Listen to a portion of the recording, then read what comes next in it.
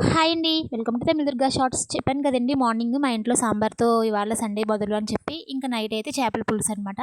ఇంకా అన్ని వారాలు ఇలా ఉంటదని ఏం కాదండి. ఎప్పుడైనా కుదరకపోయినప్పుడు గానీ, కుదిరినప్పుడు మాత్రం ఇలా చికెన్ గానీ, మటన్ గానీ, ఫిష్ గానీ తీసుకొస్తారనమాట.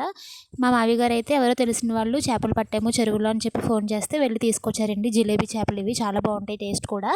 అంటే చెరువు చేపల టేస్ట్ ఎంత బావుంటదో అలానే సేమ్ జిలేబీ చేపలనమాట. ఇంకా తీసుకొచ్చిన తర్వాత మా మరిది గారు, మా హస్బెండ్ అయితే చేసేసారండి. మా అత్తయ్య అయితే లేరు కదా! నాకైతే చేయడం అంతగా రాదు. అందువల్ల వాళ్ళిద్దరూ చేస్తారు ఎప్పుడైనా తీసుకొచ్చినా.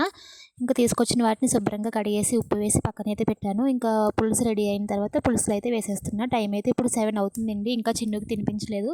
సరే కొంచెం ఈ పులుసేసి పెడదాం కదా అని చెప్పి అయితే కూర అయ్యేంత వరకు ఉన్నాను.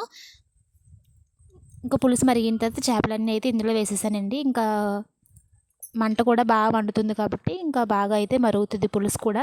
ఎలా అయినా మనం గ్యాస్ మీద వండుకున్న కూరలకి, ఇలా పొయ్యి మీద వండుకున్న కూరలకి టేస్ట్ డబల్ అయితే పెరుగుతుందండి. నిజంగా పొయ్యి మీద వండుకున్న కూరలు టేస్టే వేరు. నాకైతే చాలా ఇష్టం అనమాట. మటన్ కానీ, చికెన్ కానీ, ఇలా ఫిష్ కానీ, నాన్ వెజ్ కర్రీ అనే కాదండి, వెజిటేబుల్ కూరలు కూడా టేస్ట్ బాగుంటాయి. ఇంకా చీకటైతే పడిపోయింది కదండీ! చాలా గాలైతే వేస్తుంది. ఈ టైంకి అయితే డైలీ వర్షం వస్తుంది కదా! ఇంకా తొందరగా అయితే చేసేయాలి. మీరైతే మన ఛానల్‌ని సబ్స్క్రైబ్ చేసుకోండి. బాయ్.